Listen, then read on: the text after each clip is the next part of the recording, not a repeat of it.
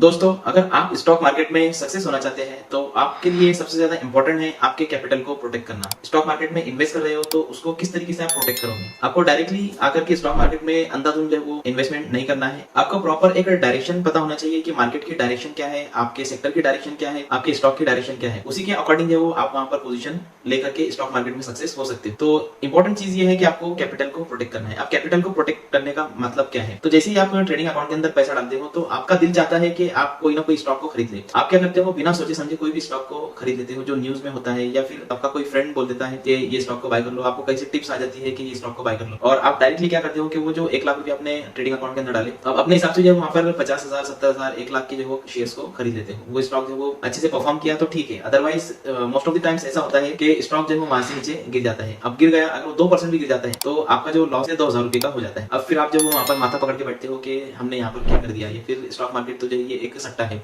Stock market में आने के बाद में हम यहाँ पर गैम्बलिंग स्टार्ट कर देते हैं और फिर ब्लेम करते हैं कि मार्केट जो है वो एक सट्टा है।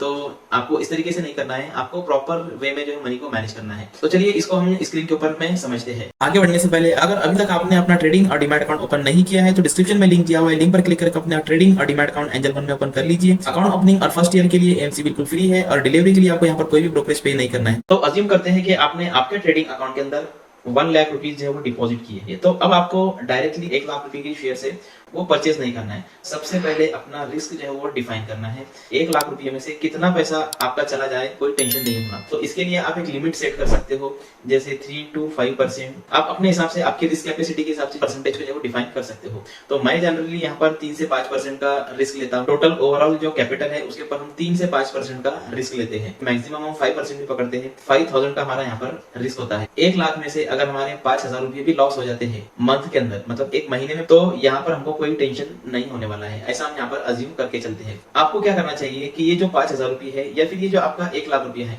इसका आपको 0.5 to 1% रिस्क लेना चाहिए पर ट्रेड। तो अगर आपको कोई ट्रेड मिलता है तो वहां पर 500 से लेकर 1,000 रुपीज तक का पर ट्रेड रिस्क लीजिए। आपका जो कैपिटल है वो सेफ रहेगा। अब ये 1,000 रुपीज का जो रिस्क लिया आपने, इसके ऊपर आपको चाहिए 2,000 रुपीज का रिवॉर्ड। मीन्स अगर आप 1,000 रुपीज का रिस्क लेने के लिए रेडी हैं तो आपको कम से कम यहाँ पर रिवॉर्ड चाहिए 1:2 का। तब जाके आप जो है एक प्रॉफिटेबल ट्रेडर बन सकते हो। इससे क्या होगा कि आपका जो कैपिटल है वो प्रोटेक्ट तो होगा ही होगा, साथ ही साथ आपका जो कैपिटल है वो ग्रो भी करेगा। तो यहाँ पर आपका जो कैपिटल है वो प्रोटेक्ट भी हो रहा है और ग्रो भी कर रहा है। तो इस तरीके से आपको जो वो रिस्क लेना है। इस तरह से आप जो है वो ट्रेड्स को लेते जाइए। आप देखिए कि कौन से ट्रेड में प्रॉफिट हो रहा है, कौन से ट्रेड में लॉस हो रहा है। आपको हर एक ट्रेड के अंदर जो है प्रॉफिट नहीं होगा। यहाँ पर मार्केट है, मार्केट में आपको लॉस भी देखने को मिल सकता है। तो जहां पर आपके स्टॉप लॉसेस हिट होते हैं वहां पर आप जो है एग्जिट कर दीजिए। एग्जिट करने के बाद में नई पोजीशन को लीजिए, क्योंकि क्या होता है कि अगर आपकी कोई पोजीशन लॉस में चली जाती है तो आप उस पर्टिकुलर स्टॉक को या फिर उस पर्टिकुलर पोजीशन के ऊपर आपका कंसंट्रेशन ज्यादा होता है और उस वजह से आपको जो दूसरी अपॉर्चुनिटीज है वो नहीं नजर आती। तो इसके लिए अगर आपका स्टॉप लॉस हिट होता है तो आप वहां पर एग्जिट कर दीजिए, लॉस लेकर के बाहर निकल जाइए और वो जो पैसा है आप दूसरी अपॉर्चुनिटी के अंदर आप जो वो इन्वेस्ट कीजिए।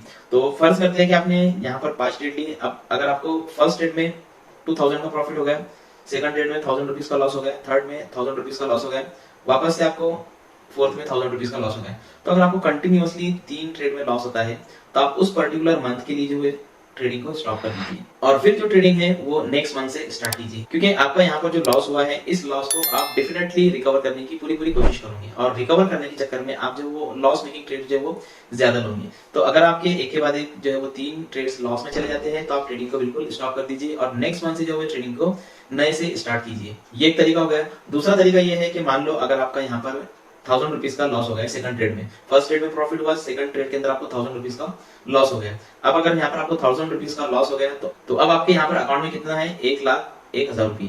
ठीक है, अब यहाँ पर आपने मैक्सिमम रिस्क कितना लिया, 1% का। तो अब आपके जो रिस्क है उसको आप रिड्यूस कर दीजिए। रिस्क को रिड्यूस कर देंगे मतलब आपको क्या करना है, आप जो नेक्स्ट ट्रेड रहेगा वहां पर आप 500 रुपीज का रिस्क लीजिए। 500 रुपीज का रिस्क लेंगे आप। मान लो अगर आपके इसमें भी लॉस हो गया तो यहाँ पर आपका बचेगा 1,05,000 रुपये। फिर से आप जो वो क्या कीजिए, अपना जो लॉस है या फिर जो रिस्क है उसको कम कर दीजिए। जैसे आपने यहाँ पर 0.5% लिए तो अब इसको आप 0.3 या फिर 0.25 कर दीजिए। अगर आपने इसको कम कर दिए तो यहाँ पर जो आपका 250 रुपीज का लॉस रहेगा अगर लॉस होता है तो। इससे क्या होगा कि आपका जो अकाउंट साइज है वो स्टेबल रहेगा, मींस आप जो वो ज्यादा टेंशन में नहीं आएंगे। तो ये एक सेकंड मेथड है अपने लॉसेस को जो कंट्रोल करने का। तो इस तरह से आपको आपके कैपिटल को प्रोटेक्ट करना है।